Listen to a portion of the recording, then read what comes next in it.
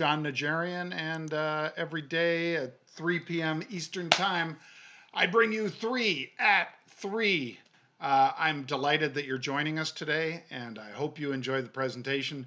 Basically, we're going to be looking at which stocks showed up on our scans and why, and I'll get into that with you in just a moment. So let's start with the disclaimer, which is something that I always have to do.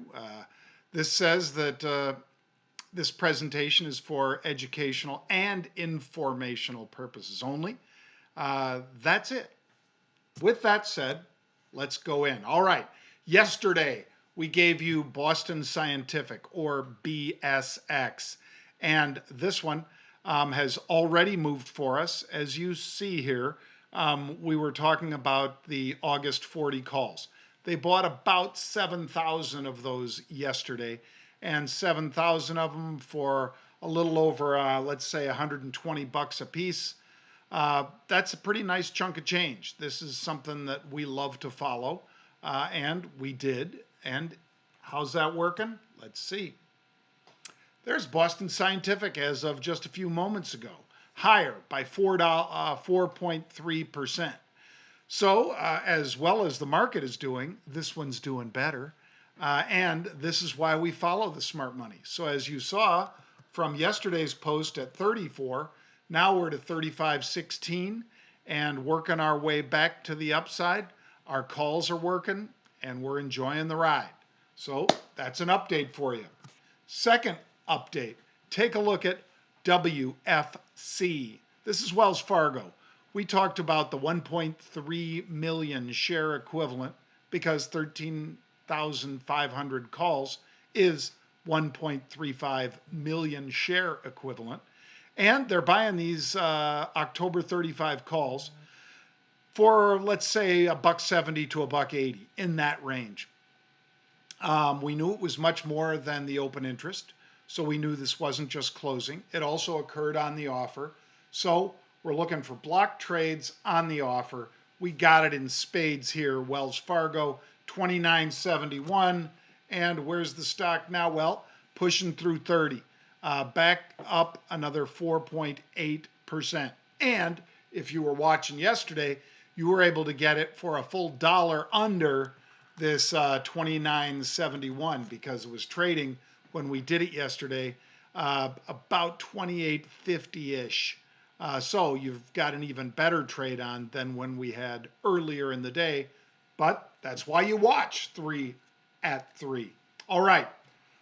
Take a look at this one, folks. And I'm not trying to rush through it, but I do have a webinar that you're welcome to join. I've tweeted out a link to it. It's free.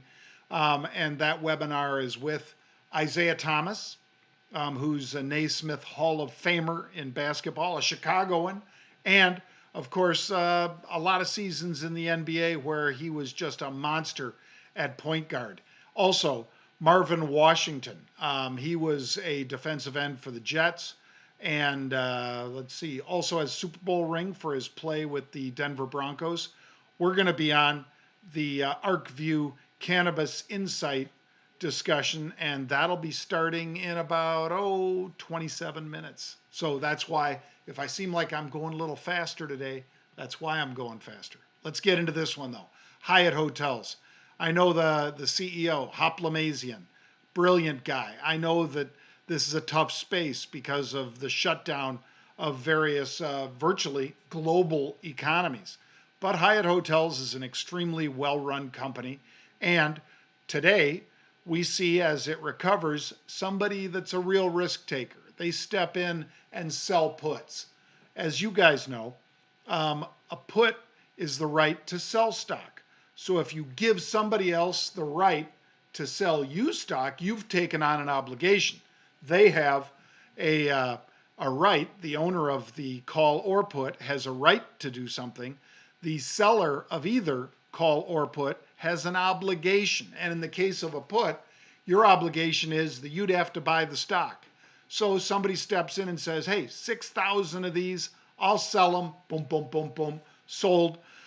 They sold those for $1.50, $1.50, I was going to say, $1.50. That's $150 per option that they get to keep as long as the stock is above 35 on that third Friday in May, unless somebody decides to exercise it early, which is extremely doubtful. So this means that somebody stepped up and said, you know what? I could buy upside calls. Maybe I've already got exposure in here. Maybe one of the ways that I increase my alpha, my outperformance, is that I sell those puts. Somebody did that, sold 6,000 of those, and here is the chart. Stock pops by 3% today. Nice move. As you see, this 5-day graph leading into the 6th of April, in other words, last Friday to Monday, it closed last week at 40, and now it's pushing and pushed through 50. So that's a trade for you. Let's take a look at another one. Let's look at MGM. MGM, as we always like to say, anytime I'm talking about options, there's a lot of information embedded in options. And I wanted to show you how many times this one has hit for us just in the last, less than a month. So as everybody was slam dancing on these stocks, MGM, Wynn, Las Vegas Sands, and as Ricky Sandler was coming on CNBC saying, I think people are going to go raging back into Vegas and so forth. Well, Ricky, you might be right. The guy manages $7 billion, folks, so I'm certainly not giving him a hard time about this. He had the guts to come on CNBC in the midst of this harsh sell-off and say, this is a great buy. Carnival Cruise Lines is a great buy.